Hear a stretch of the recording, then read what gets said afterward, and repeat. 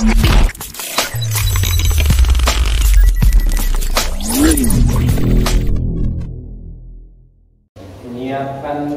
semuanya untuk keluarga yang sedang berpuasa itu pahalanya besar, Masya Allah.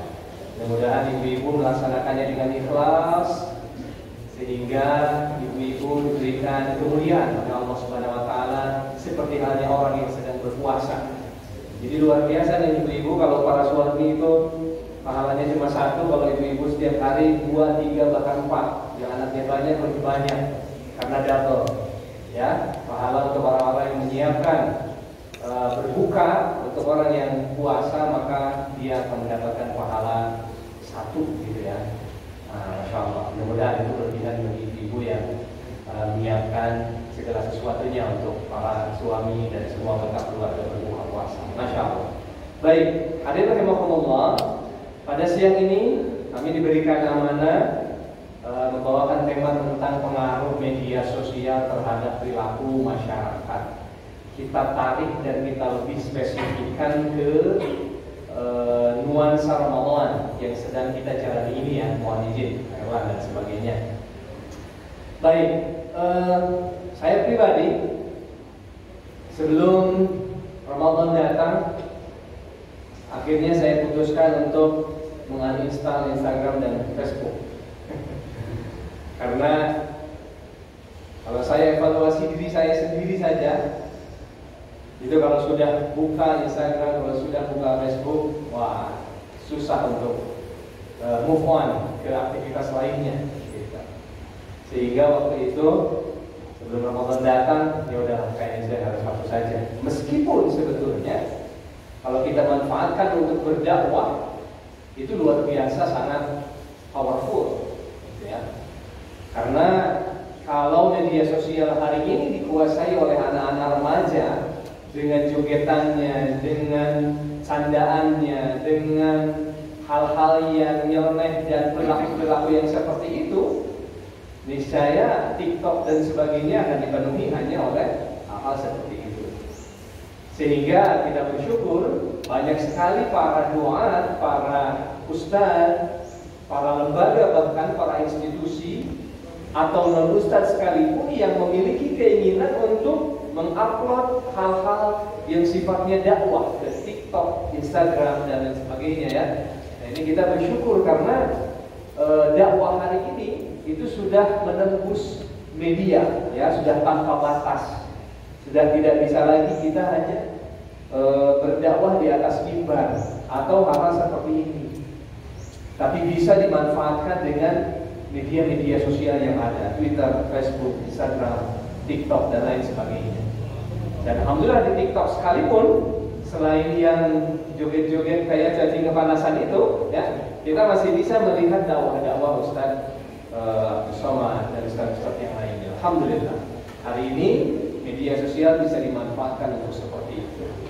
Tetapi ternyata jika tidak memiliki prinsip yang kuat, maka media sosial itu lebih mendominasi kehidupan kita dengan hal-hal yang kurang positif gitu. Sehingga banyak para ulama mengatakan seandainya mushaf Al-Quran hari ini bisa berbicara, seandainya mushaf Al-Quran hari ini bisa berbicara, niscaya dia akan mengatakan, dulu kami sering dibuka oleh para sahabat Rasulullah SAW. Bahkan katanya Imam Syafi'i itu mengkhatamkan Al-Quran selama bulan Ramadan itu sebanyak 60 kali. Allahu Akbar. Sedangkan saya hari ini belum maju-maju nih, baru di juz 5, juz 6 ya, juz 7. Luar biasa. Jadi seandainya mushaf hari ini bisa berbicara, niscaya mereka akan berteriak dan mengatakan, wahai manusia, dulu kami sering sekali disentuh oleh jari jemari manusia. Tapi hari ini jari jemari manusia lebih banyak untuk scroll up, scroll down, TikTok, Instagram, Facebook dan lain sebagainya. Jadi ternyata yang harus kita miliki adalah prinsip yang kuat. Saya akan bawakan pada satu ayat diantaranya dalam surat Al-Kahfi ayat 13. Allah Subhanahu wa taala berfirman, "Nahnu naqussu 'alaika naba'ahum bil haqq." Innahum fityatun amanu bi rabbihim wa zidnahum huda. Berarti kalau di surat Al-Kahfi diantaranya bercerita tentang segolongan pemuda ya, yang beriman kepada Allah, ingin menghindar dari raja yang zalim. Coba, dulu ternyata ada sekelompok pemuda yang zamannya ketika itu sedang beriman kepada berhala. Jadi kalau zaman hari ini kita semua sedang ramai dengan media-media sosial seperti yang tadi kita sebutkan, dulu manusia sangat terobsesi dengan menuhankan berhala, menuhankan patung, bahkan melakukan sihir dan lain sebagainya, perdukunan dan lain sebagainya. Itu yang terjadi dulu pada masa Al-Kahfi, Ashabul Kahfi. Tapi ternyata innahum fityatun amanu bi rabbihim wa zidnahum huda. Ternyata ada sekelompok pemuda yang dia sangat berbeda dengan pemuda lainnya. Dia beriman kepada Allah dan Allah memberikan tambahan hidayah kepada mereka. Jadi luar biasa. Jadi ternyata akan selalu ada sekelompok, komunitas, golongan, atau siapapun kita sebut, pemuda-pemudi yang di saat yang lain itu ramai membicarakan ini dan itu, memberikan komen di Instagram dan sebagainya, tapi dia tetap beriman kepada Allah. Karena coba kita lihat para remaja hari ini, kan kalau pendidikan di rumah atau pendidikan di sekolah kurang kuat, apa yang terjadi? Kayaknya khususnya yang perempuan, enggak lagi di depan kamera pun dia begini-begini atau begini-gimana ya. Itulah kadang-kadang kayaknya begitu kita perhatiin, padahal enggak lagi di depan kamera, dia gayanya begitu-begitu. Atau bahkan bukan remaja, anak-anak laki-laki, sekarang yang aneh, banyak sekali hal-hal yang harus mereka upload, hal-hal yang aneh harus mereka upload. Bahkan sholat tarawih pun diupload di TikTok dan sebagainya. Banyak sekali. Ada tiba-tiba di grup ada teman-teman yang bertanya, kira-kira gimana nih menurut Ustaz? Luar biasa hari ini. Yang dulunya kita semua jauh, saya rumah di Ciater, Pamulang BSD. Apa yang terjadi di Karawaci, dulu kita harus tempuh dulu baru kita tahu. Tapi hari ini di Amerika sekalipun kita semua tahu. Itu berkat kemajuan teknologi yang dimiliki oleh manusia hari ini. Di pertemuan sebelumnya kita membahas tentang kemajuan kaum Ad, kaum Tsamud dan Fir'aun. Mudah-mudahan masih ingat. Sehingga kita semua bisa memahami ternyata kemajuan teknologi itu seperti itu. Coba hari ini di antara kita siapa sih yang tidak punya Instagram? Pasti semua punya ya. Kalau seandainya kita memiliki visi dan misi berdakwah, ya, one day one ayat misalnya, one day one message misalnya, di dalam Instagram kaum muslimin masing-masing seperti itu, bisa dibayangkan bagaimana pengaruh dakwah yang powerful itu. Karena rata-rata sekarang kita semua yang punya Instagram, yang orang-orang baik itu malu untuk upload dan memperlihatkan ini dan itu.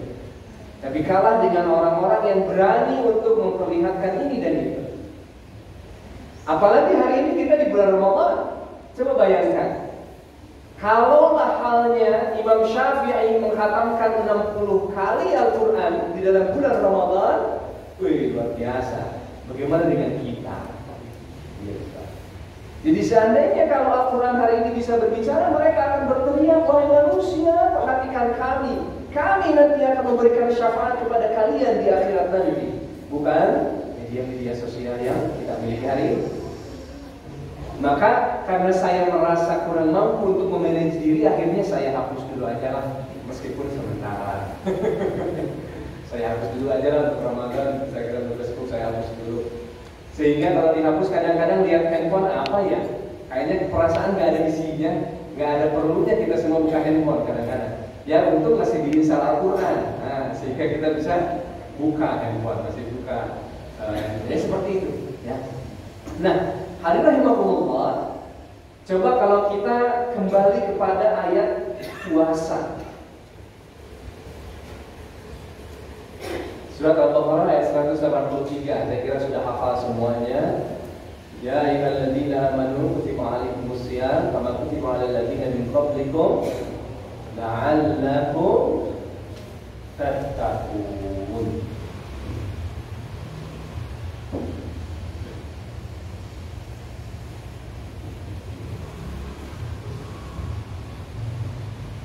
Coba, apa artinya Bapak Ibu semua? Agar kamu sekalian bertakwa. Jadi ini tuh apa? Kita di sini berpuasa ya ayyuhalladzina amanu kutiba alaikumus syiyam la'allakum tattaqun. Jadi ini tuh apa? Agar kamu sekalian bertakwa itu apa? Apakah tujuan, target, goals, atau apa? Gimana Bu? Dampak dari puasa. Oke, bagus. Baik, dampak dan lain sebagainya. Saya ingin mengajak hadirin Allah untuk menjadikan kalimat terakhir dari ayat tentang puasa ini sebagai goals kita berpuasa. Jadi ternyata Allah Subhanahu wa Ta'ala memerintahkan kepada kita berpuasa itu tujuannya agar kita semua menjadi orang yang bertakwa. Pertanyaannya adalah, apakah selama Ramadan atau ketika sahur kita semua menyadari tidak sih kita berpuasa ini, ya Allah saya berpuasa tujuannya harus menjadi orang yang bertakwa. Coba kita menyadari itu nggak setiap hari? Atau kita lihat sinian, ya puasa sih puasa, menjalankan sebegitunya aja. Padahal Allah dengan tegas dalam ayat ini mengatakan tujuan berpuasa agar kita bertakwa. Nah, terkadang kita semua miss dari ini. Miss dari tujuan bertakwa, sehingga aktivitas kita terhadap atau gadget kita, menggunakan media sosial yang ada yang kita install dalam handphone kita masih mendominasi aktivitas ibadah kita. Jadi saya ingin mengajak hadirin Allah menjadikan ini sebagai target utama kita berpuasa tahun ini nih. Sehingga setiap hari coba refleksi, mengevaluasi diri. Kita sudah sejauh mana ketakwaan kita?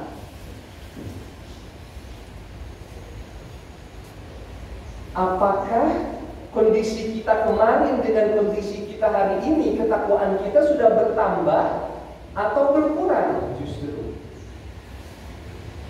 Nah, menurut saya hal ini sangat penting untuk kita tegaskan dalam puasa kita dengan sadar. Bahkan kalau perlu dibuat skenario sebagus mungkin agar diri kita ini sadar. Kita harus lulus menjadi orang yang bertakwa setelah berpuasa di tahun ini, di bulan ini. Sehingga pengaruh-pengaruh buruk, kenapa saya bilang pengaruh buruk? Karena banyak pengaruh positif ya. Kita tidak menafikan itu. Pengaruh buruk dari aktivitas yang tidak terkontrol untuk menggunakan media sosial itu, kita bisa arahkan. Nah pertanyaannya, sejauh mana kita semua untuk mementingkan target tujuan berpuasa ini adalah untuk bertakwa? Saya pernah membaca satu buku. Di sana dikatakan penembak profesional kalau dia ingin menembak sasarannya ketika dia latihan atau papan tembak, dia pasti menuju satu titik sasaran tembaknya. Disebut dengan the bull's eye. Jadi sasaran tembak satu titik biasanya mungkin begini ya, kalau saya lihat di YouTube. Saya sih nggak pernah juga. Mungkin Bapak Ibu yang sudah pernah lakukan latihan tembak. Ini papan tembak, ini orang-orangan. Kemudian ini satu titik yang menjadi sasaran. Penembak profesional akan senantiasa mempertimbangkan ini.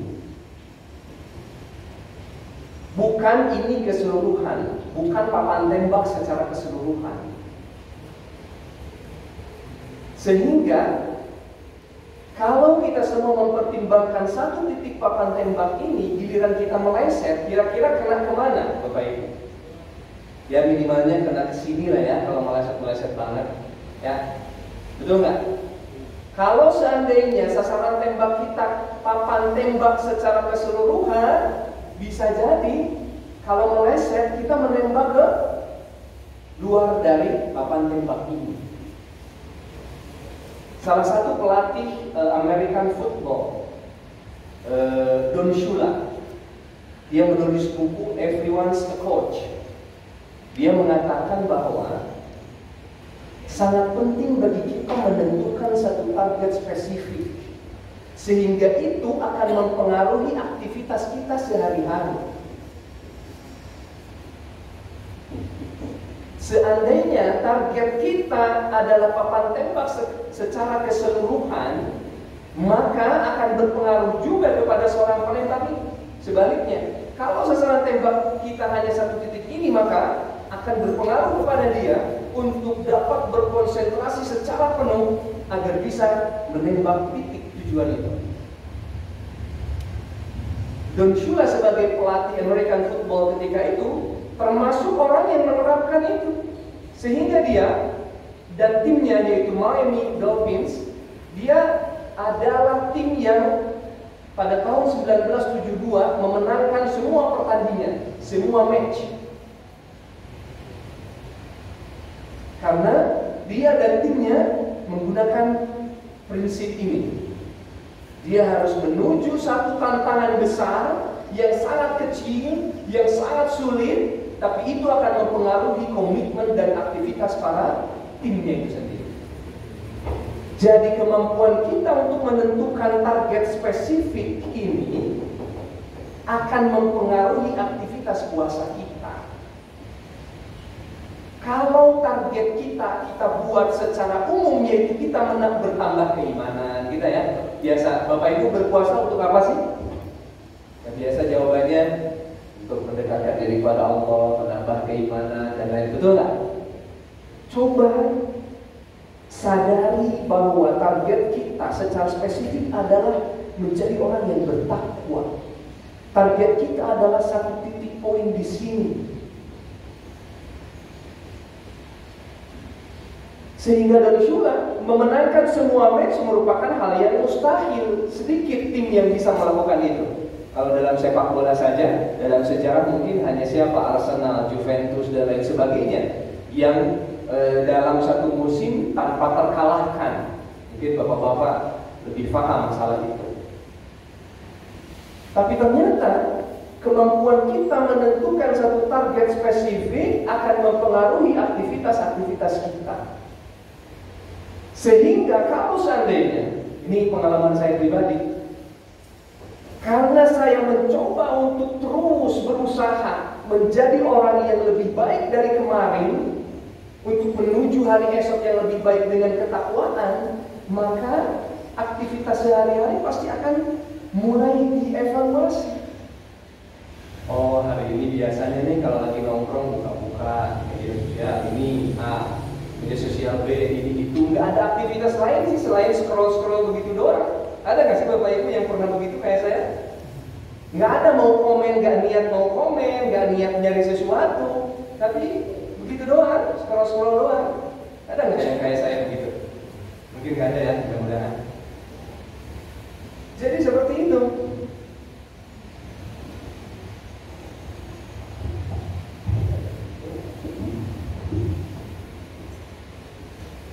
Tapi senantiasa saya lupa dengan target utama, sehingga saya berupaya seperti itu. Oke lah, kita hapus dulu sementara. Kalau saja sementara, nanti 3 tahun nih tahan apa enggak?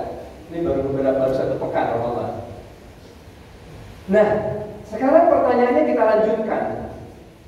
Lalu bagaimana caranya kita lebih mengontrol diri untuk tidak tergoda dengan device kita masing-masing, dengan media sosial yang hari ini kita terinstal di handphone masing-masing? Bagaimana caranya? Suatu kali Rasulullah SAW pernah mengutus Mu'adz bin Jabal. Ada yang kenal Mu'adz bin Jabal? Kalau kenal sih enggak, pernah dengar ya? Saya juga enggak kalau kenal. Mu'adz bin Jabal itu seorang dai, Rasul utus ke Yaman. Lalu Mu'adz dipesankan oleh Rasulullah, wahai Mu'adz, kalau engkau nanti sampai di Yaman, engkau harus berdakwah dan lakukan yang pertama aktivitas dakwah kamu adalah tauhid. Pertanyaannya, apakah tauhid ini satu-satunya aspek dalam ajaran Islam? Halo, Bapak Ibu? Enggak ya? Oke, enggak. Tidak, masih ada yang lain. Ada fikih, ada syariat, ada yang lain-lainnya, ada sirah dan sebagainya ya. Tapi pertanyaannya, kenapa Rasul meminta Mu'adz bin Jabal untuk mengajarkan ini? Saya ingin persingkat supaya cepat. Ini namanya prioritas. Siti Aisyah mengatakan, seandainya ayat yang pertama Allah turunkan ke muka bumi ini, ayat tentang larangan meminum khamar, kira-kira orang-orang kafir Quraisy bagaimana ketika itu? Niscaya dengan lantang mereka akan mengatakan, kami tidak akan pernah meninggalkan khamar. Lalu Siti Aisyah mengatakan, seandainya ayat pertama yang diturunkan adalah larangan tentang berzina, apa yang akan dikatakan orang-orang kafir Quraisy yang benar-benar itu kayak ini? Ketika itu ya, bukan sekarang. Niscaya mereka akan mengatakan, kami tidak akan pernah meninggalkan berzina. Apa maksudnya? Allah menurunkan Al-Quran secara bertahap dan mendahulukan yang prioritas.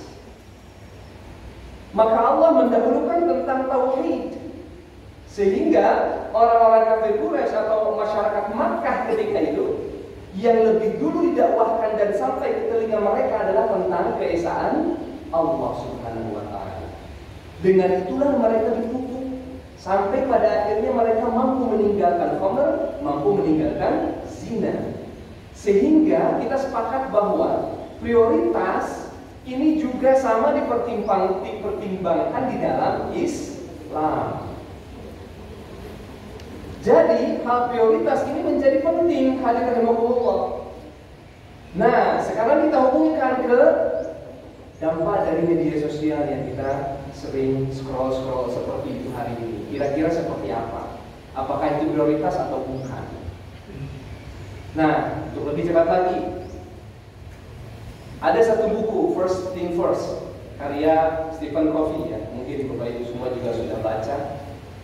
Dia mengatakan, kita perlu membagi kepentingan kita antara hal yang penting dan hal yang mendesak.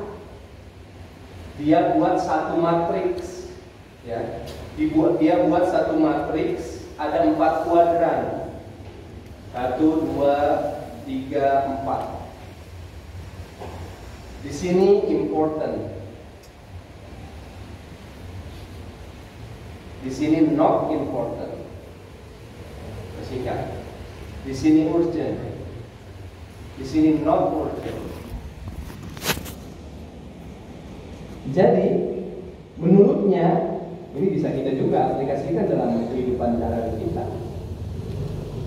Kebanyakan kita melakukan sesuatu yang tidak penting tapi mendesak.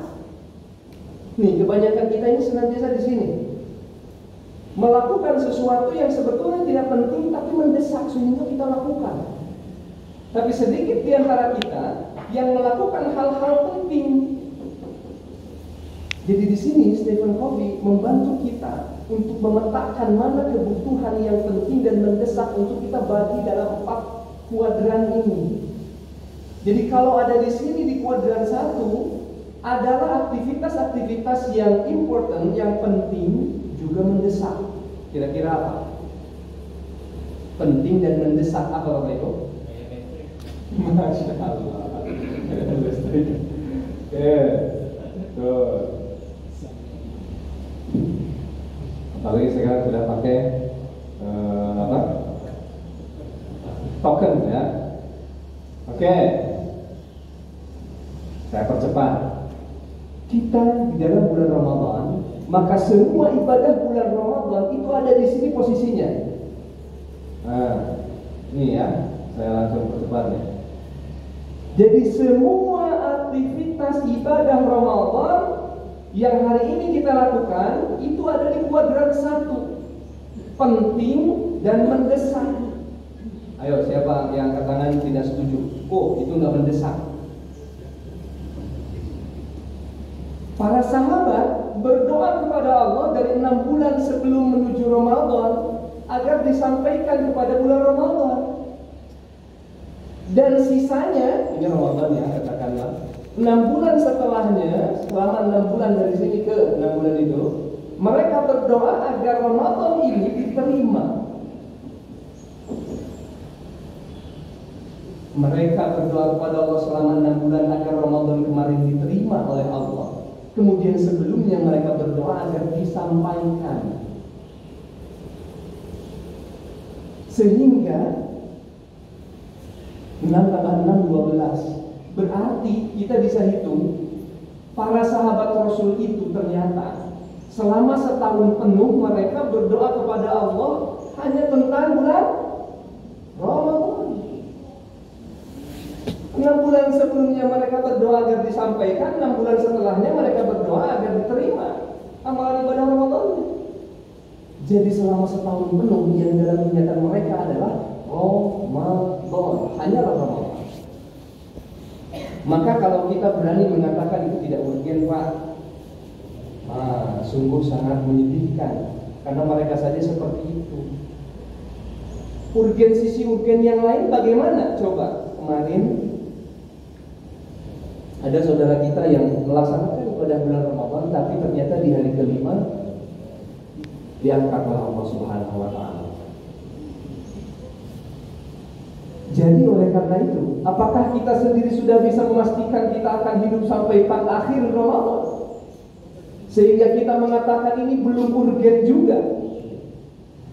Sehingga kalau Allah yang memegang usia kita nggak tahu nanti ketika buka puasa kita masih hidup atau enggak. Sehingga kita memasukkan semua amalan ibadah Ramadan ada di kuadran 1. Langsung saja, berarti scroll down, scroll up tentang media sosial dan lain-lain, kira-kira kita sepakati aja deh di mana nih posisinya. Di mana Bapak Ibu? 1, 2, 3, 4, atau bolehlah 1, 2, 3, 4 boleh juga. Kita perhitungkan aja lah, ini 4 ya. Ayo kita sepakati, ada di mana nih? Atau beda lagi, beda halnya dengan bagian marketing ya, misalnya yang posting-posting iklan tentang perusahaan, instansi dan sebagainya, beda lagi. Bukan itu maksud kita, tapi hal-hal yang tidak penting lah. Kira-kira masuk di mana nih? Ayo berani nggak ya? Oke Bapak Ibu, berani nggak kita tempatin di sini? Tidak penting, tidak urgen. Halo? Masya Allah. Atau Bapak Ibu memang nggak punya ya? Nggak Instagram, Twitter, Facebook, TikTok dan sebagainya, tidak? Tidak, Masya Allah, soleha sekali. Luar biasa, soleha sekali nih. Masya Allah. Ya, baik, kita sepakati di sini aja ya. Beberapa aplikasi tadi ya. Lain halnya dengan yang punya kepentingan tadi, saya bilang kepentingan institusi dan sebagainya itu beda. Itu ada di sini, misalnya lah. Berarti kalau kita sudah paham seperti itu, ini penting, mendesak. Kita harus sangat mengurangi, bahkan menurut pakar, bahkan menurut Stephen Covey sendiri, dia mengatakan delete. Aktivitas yang ada di sini delete. Aktivitas yang ada di sini tidak penting tapi mendesak, ini menipu. Ya mungkin ada di antara Bapak Ibu yang pengennya di sini aja deh, media sosial ini. Tapi ternyata menurut pakar di sini itu menipu. Jadi aktivitas-aktivitas yang seolah-olah perlu kita lakukan karena mendesaknya. Misalnya kita udah posting, ada yang komennya bagus. Kalau nggak segera disambut, ntar disambit lagi ya. Makanya gimana nih? Itu menipu. padahal sebetulnya bukan kategori urgent. Itu bisa masuk ke sini. Makanya menurut para pakar di sini menipu. Nah, sehingga kalau kita sudah bisa mengurangi beban dalam dua kuadran ini, kita bisa fokuskan kita ke dua kuadran ini. Jadi tidak ada lagi aktivitas-aktivitas yang kita lakukan dan itu tidak penting. Ya? Jadi tidak ada tanpa sadar kita scroll seperti itu sambil ngelamun atau nggak jelas apa yang dicari, ngabisin waktu. Itu kan udah jelas di sini nih semuanya. Berarti kita bisa menghemat tenaga, menghemat energi, memfokuskan diri, mempertimbangkan dua kuadran ini. Penting mendesak, penting tidak mendesak. Penting tidak mendesak contohnya apa? Beli baju lebaran gitu ya. Itu mendesak atau tidak kira-kira? Ibu-ibu? Atau sudah bahkan, Masya Allah sudah kayaknya sudah koleksi. Sudah, atau lagi OTW sebentar lagi nih, tiba di rumah sebentar lagi. Check out udah dari lama. Ya, oke. Misalnya di sini beli baju lebaran. Penting, oke, kita anggap penting ya, kita perlu untuk kita bersilaturahim nanti, tapi belum mendesak lah, belum, baru juga minggu pertama Ramadan, ya, masih ada di sini. Nah, mohon maaf ya, rahimakumullah, ini seolah-olah jauh dari pelajaran agama Islam dan ini juga diambil dari ilmunya orang-orang non-Islam, tapi kita harus mempelajari itu untuk memudahkan kita. Jadi ilmu seperti ini kita bisa gunakan untuk memudahkan kita dalam memanage dan melist prioritas aktivitas yang harus kita lakukan. Karena kalau kita tidak melakukan itu, lagi-lagi ke sini yuk, kita ke sini. Kita sadari bareng-bareng target kita adalah takwa. Takwa ini bukan sekedar judul, bukan sekedar gaya-gayaan, bukan baju, bukan apa-apa. Tapi takwa ini adalah peningkatan keimanan yang signifikan yang harus dimiliki oleh orang-orang yang berkuasa.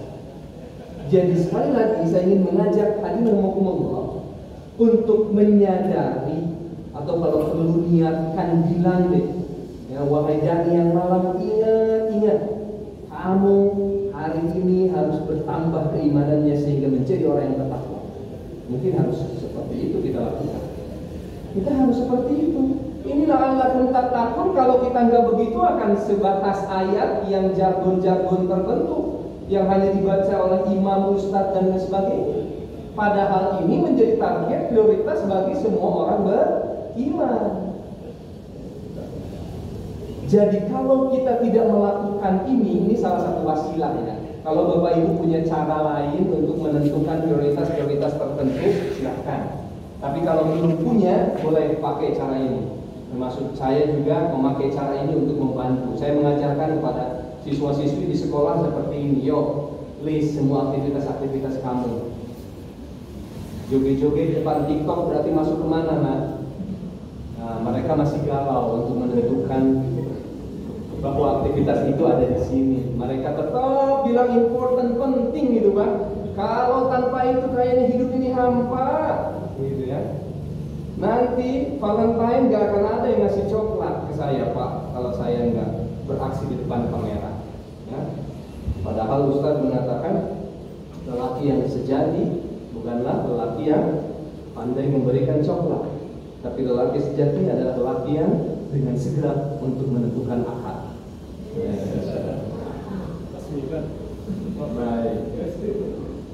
Baik, begitu. Hadirin rahimakumullah. Jadi pengaruh dari media sosial tentunya kita bisa tadi sudah kita bisa analisis, ada yang positif, ada yang negatif. Yang positif kita sudah bisa melihat para asatidzah, para ustadz, para habaib, semuanya banyak yang mengupdate statusnya dalam TikToknya sekalipun dan sebagainya, itu bermanfaat daripada dipenuhi oleh berita-berita yang tidak baik. Tapi di sisi lain, kalau kita tidak memiliki prinsip yang kuat, maka kita akan terpengaruh. Kita lihat anak-anak kita, saudara-saudara kita, sepupu kita dan sebagainya. Kami karena di sekolah ya anak-anak seperti itu. Kayaknya kalau nggak joget-joget begini-begini itu gimana gitu tangannya itu. Ini padahal lagi diem tapi tangannya itu begini-begini atau bagaimana. Mending kalau tari saman ya, tari saman ini mah ya jelas begitu. Dan begitu. Jadi mau tidak mau akan berefek, berimplikasi terhadap kehidupan kita. Tapi saya yakin kalau Bapak Ibu semuanya, insya Allah mengisi media-media sosial Bapak Ibu dengan hal-hal yang positif. Tapi kalau belum mampu, yuk kita lakukan coba seperti ini. Karena bisa jadi bagi kita media sosial itu buruk karena kita kurang bisa memanage diri kita. Tapi bisa jadi bagi kita ini akan lebih positif. Nah, di antara wasilahnya seperti ini. Nah, kalaulah Imam Syafi'i menghatamkan Al-Quran 60 kali selama bulan Ramadan, coba evaluasi diri kita. Evaluasi diri kita, sudah sepekan lewat Ramadan di hadapan kita, sudah berapa banyak? Apakah kita belum bisa berkembang dari juz 1, juz 2 dan sebagainya, atau masih berputar di situ saja, atau bahkan belum mulai? Segera lakukan. Karena kalau tidak begitu, nanti kita masuk surga jauh banget sama Rasulullah, sama para sahabat. Sedangkan tujuan kita masuk surga ingin bertemu dengan Rasul.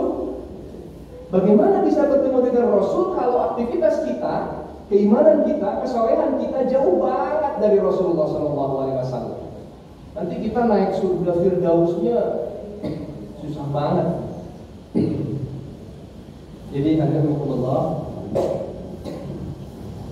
mudah-mudahan itu yang bisa kita kaji pada siang ini. Mudah-mudahan bermanfaat.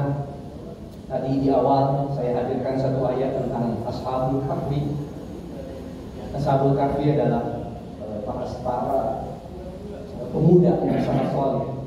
Kalau hari ini ada yang mungkin kita melihat orang-orang yang gemar beribadah, gemar berdakwah, tidak ikut-ikutan untuk melakukan hal-hal yang lain dan sebagainya, tidak baik dan sebagainya. Tapi dia tetap istiqomah terhadap keimanan dia kepada Allah Subhanahu wa taala. Maka kaitannya dengan bulan Ramadan, karena tujuan satu-satunya berpuasa adalah la'allakum tattaqun, jadikan itu sebagai bullseye untuk kita semua, agar kita semua bisa tembak itu, bisa sasar itu pada akhir Ramadan nanti sebelum kita berlebaran. Mudah-mudahan kita benar-benar bisa meraih ketakwaan kita dalam bulan Ramadan tahun ini, karena kita sadar bahwa ternyata tujuan kita berpuasa hari ini untuk menjadikan saya menjadi orang yang bertakwa. Tanya kepada diri kita, sudahkah seperti itu atau belum? Kalau kesulitan untuk mengatur jadwal dan sebagainya, maka lakukan pembagian aktivitas seperti yang tadi kami contohkan. Mungkin itu saja. Terima kasih yang sebesar-besarnya dan mohon maaf atas segala kekurangan. Jika ada pertanyaan silakan kita diskusikan. Wabillahi taufiq wal hidayah. Wassalamualaikum warahmatullahi wabarakatuh.